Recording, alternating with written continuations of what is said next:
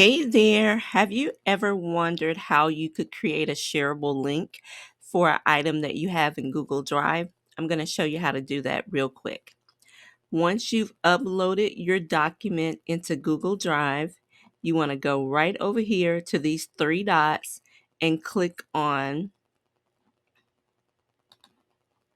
the dots, go to share, and then from share, you want to choose you have the options of whether it's restricted or anyone with a link.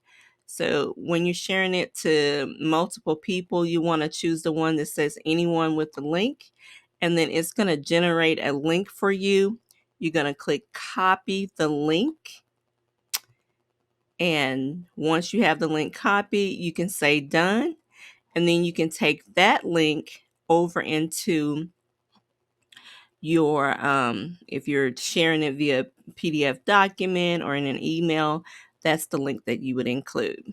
Okay, thanks. Hope that helps.